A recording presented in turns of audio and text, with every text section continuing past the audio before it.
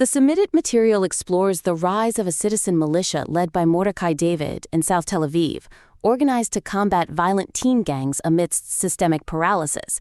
And we need to jump right into the tone, because the current approach is walking a very dangerous line structurally. Yeah, absolutely. It's a highly volatile piece of writing. Okay, so what I really like about this part is the visceral, undeniable description of the citizens feeling like they are living in Mexico. I mean, they're completely terrified to even walk their dogs at night. Right. The author clearly has an incredibly intricate expertise on the ground. Oh, totally. And that depiction of the 500 ex-military volunteers mobilizing, it's deeply evocative, but structurally, treating this like a straightforward neighborhood watch that just bought some walkie-talkies is, well, it's a missed opportunity. Yeah, it feels a bit too triumphant. Exactly. The current framing treats this citizen response like a heroic movie montage. But shouldn't we be looking at this like a pressure cooker about to explode? Like an autoimmune response, where the body is attacking itself? That's clearly laid out. I wonder, though, if we've considered the profound legal complexities of this specific situation on the page. Go on. Relying solely on the emotional appeal of grassroots justice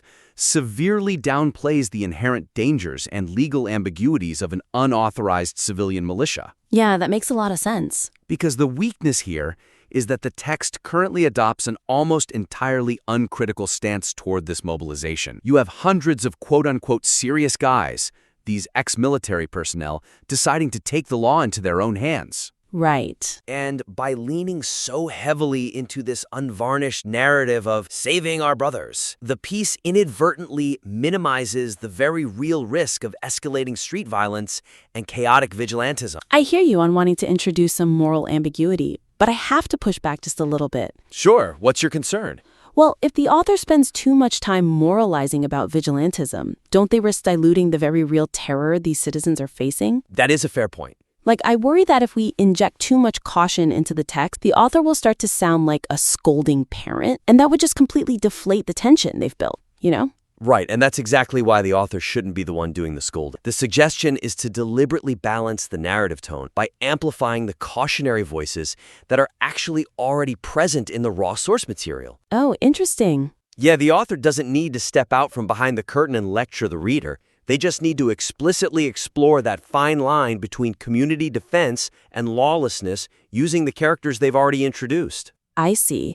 So instead of the narrator breaking the fourth wall to say, hey, this is dangerous, we weave that tension directly into the scenes. Exactly. But how do we execute that mechanically within the paragraph structure? You leverage the dialogue. For example, integrate the interviewer's direct, explicit warning to Mordechai about the dangers of crossing the line into illegal acts and entanglement. Wait, the interviewer literally cautions him on the record? Yes, about the severe risks of taking this path. If the author positions that warning immediately after a description of the nightly patrols, it creates instant friction. Oh, wow. Yeah, the reader gets to feel the adrenaline of the patrol, but is immediately grounded by the institutional reality that one wrong move puts all these men in prison. Exact. It tempers the heroism with reality. That creates a fantastic juxtaposition. We can take Mordecai's extremely aggressive rhetoric, like his quote where he says, "We will show them we don't count them," and contrast it with the sobering, terrifying reality of what actually happens when citizens confront a group of 20 teenagers armed with knives and pepper spray. Precisely. Right now, the text makes it sound like a clean resolution is guaranteed. Right,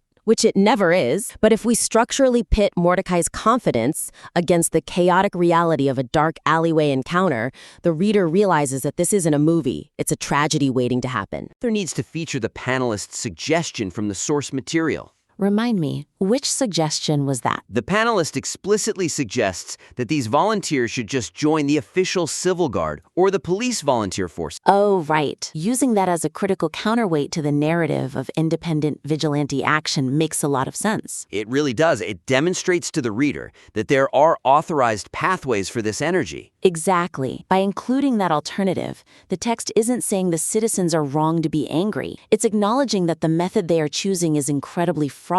Yeah, it adds a necessary layer of sophistication. It tells the reader that the author isn't just a cheerleader for the militia, but an objective observer documenting a highly volatile societal breakdown. I totally agree.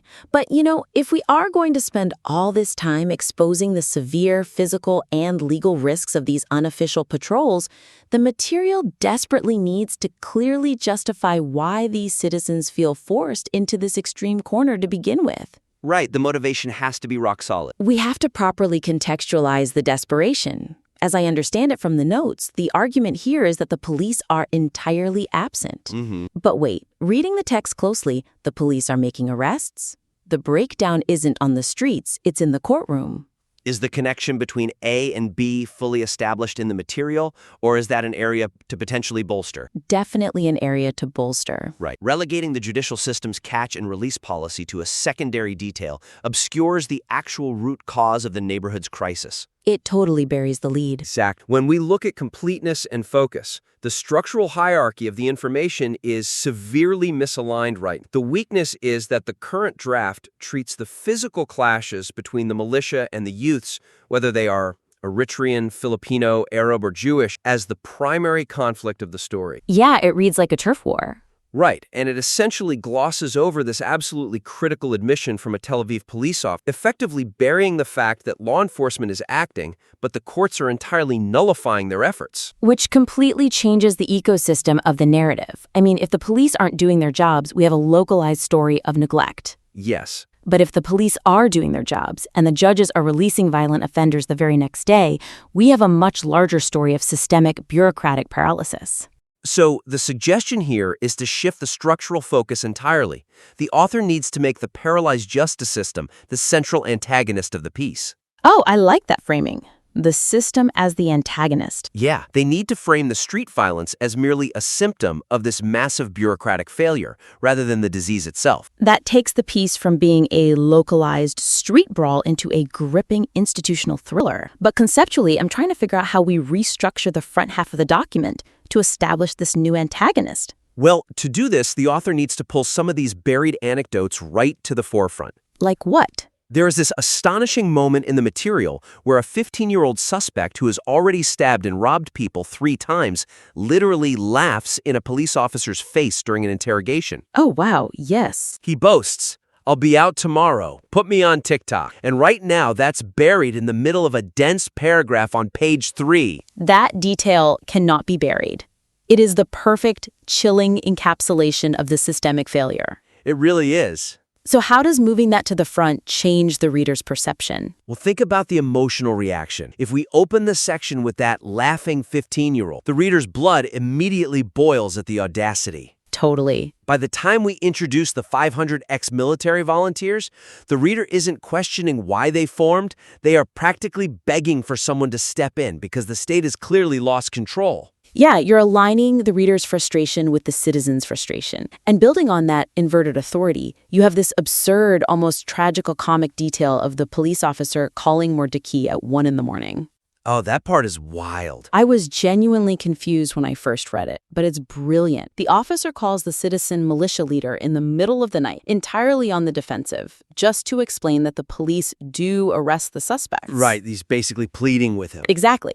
He's saying, we catch them, but the judges release them a day later. That late-night phone call is a structural goldmine, but the author breezes right past it. Why is it so important structurally? Because it illustrates the complete breakdown of the state's monopoly on order. The police are now answering to the vigilantes because the courts have failed the police. Wow. Yeah. The author should use that phone call as a major pivot point in the text. Dedicate an entire section to the psychology of that call. What does it mean for society when a uniformed officer has to justify his existence to an unauthorized civilian patrolman at 1 a.m? It's a total subversion of the social contract. And to hammer that institutional failure home, we absolutely have to feature the suggestion made during the panel discussion to just relocate these violent youths to affluent neighborhoods like Rahavia. Which is highly satirical but incredibly poignant. It is. But the author needs to add a tiny bit of microcontext for the broader audience. They can't just drop the name Rahavia and assume everyone understands the weight of it. Right. Not everyone knows the geography. Exactly. It needs to explain that Rehabia is an affluent, highly secure neighborhood that is geographically and culturally completely insulated from the violence of South Tel Aviv. The argument being that if the judges had to face this catch-and-release reality on their own pristine doorsteps, the policy would end overnight. Bringing that satirical suggestion forward does heavy lifting for the author's argument. It highlights the class divide and the geographic isolation of the decision-makers from the consequences of their judicial ruling. It adds so much depth. It really does. By repositioning the detached courts as the primary antagonist, the extreme reaction of the citizen militia suddenly becomes entirely legible to the reader. You don't have to agree with the militia's tactics to understand exactly why they formed, because the text has structurally proven that the official avenues of justice are closed. But that late-night phone call and the systemic breakdown actually hand the author the perfect weapon to defeat the biggest counter-argument they face. Oh! How so?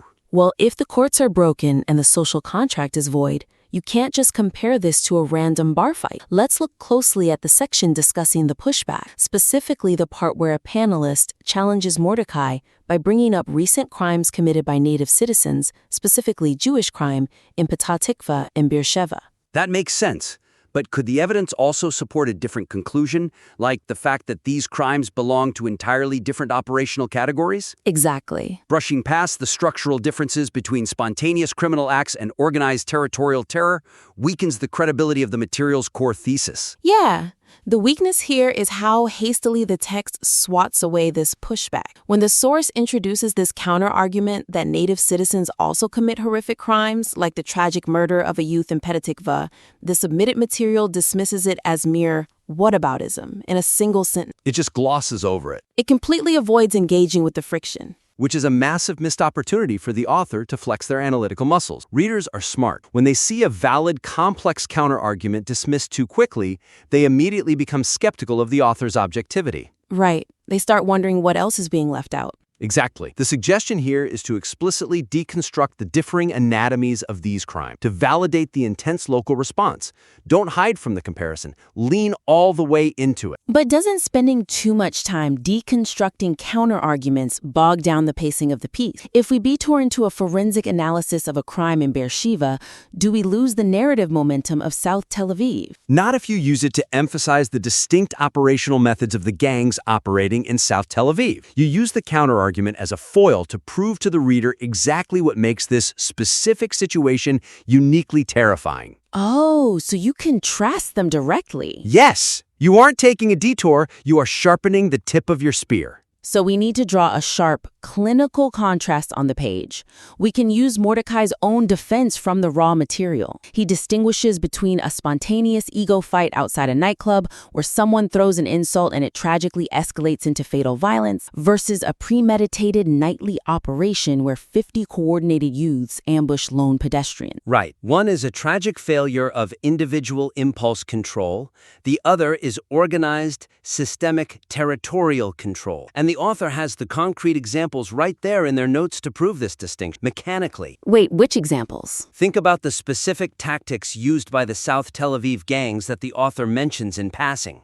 Oh, right. The extraction of the iCloud passwords. Yes. But right now, the author has this chilling detail buried in a generic paragraph about stolen cell phones. They need to extract that single detail and build an entire paragraph around the methodology. Absolutely. When these gangs rob someone of their iPhone, they don't just snatch it and run down the street. They surround the victim, use threats of severe violence, and systematically force them to hand over the phone's passcode and the iCloud password. Because without it, the hardware is useless for resale. That detail is harrowing, and it is the exact concrete example the author needs to deploy. Extracting an iCloud password under threat of violence from a circle of 20 armed individuals isn't random youth delinquency. No, not at all. It is an organized criminal enterprise with a clear supply chain and a rehearsed methodology. By shifting from a broad summary of stolen phones to a granular, step-by-step description of an iCloud extraction, the author mechanically proves that this is an organized cartel. It's irrefutable when you lay it out like that. Exactly. Highlighting this specific operational tactic entirely dismantles the argument that this is just standard neighborhood crime. And there's another crucial element here that the author needs to elevate to prevent the narrative from being written off as a purely demographic or racial clash. What's that? The material notes that these gangs aren't just targeting native Israeli citizens. They are terrorizing and extorting highly vulnerable foreign populations living in the same neighborhoods. Oh, yes. The reported assaults on Filipino and Chinese workers, including those horrific allegations of violence and intimidation. Right. The author needs to structurally integrate these attacks into the main argument rather than leaving them as footnotes. By explicitly detailing how these gangs prey indiscriminately on the most vulnerable people in the neighborhood,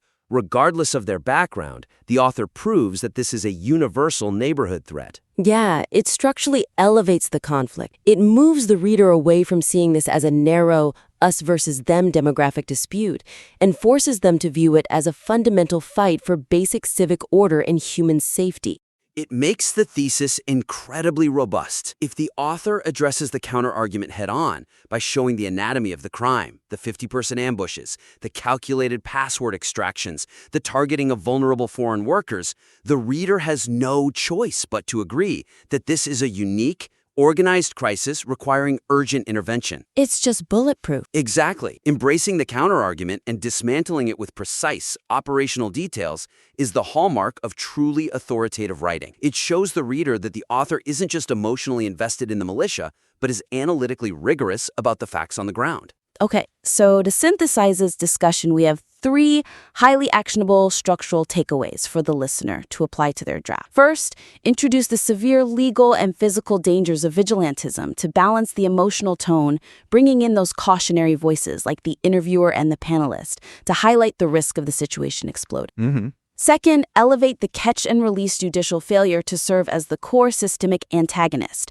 shifting the narrative focus from street brawls to the institutional paralysis that causes them, specifically using the TikTok teen and the 1.0 and police phone call. Right. And third, bulletproof the thesis by explicitly deconstructing the counterarguments, contrasting the organized, premeditated gang tactics in South Tel Aviv with spontaneous street crime elsewhere. I highly encourage the listener to lean all the way into these structural complexities. By moving away from a simple, uncritical narrative and embracing the legal ambiguities, the bureaucratic failures, and the rigorous anatomy of the crimes themselves, this material will become far more robust, compelling, and undeniable. It really will. We would absolutely love to see how these changes alter the pacing and the thematic weight of the piece. So please revise and submit the updated material back in for another round of feedback. Ultimately, if the author implements these narrative shifts, they move the reader past the illusion of that simple, heroic pitchfork montage. Instead, they force the audience to confront the reality of an autoimmune response and the desperate, incredibly complex reality of what happens when the state steps back and the citizens feel forced to step forward.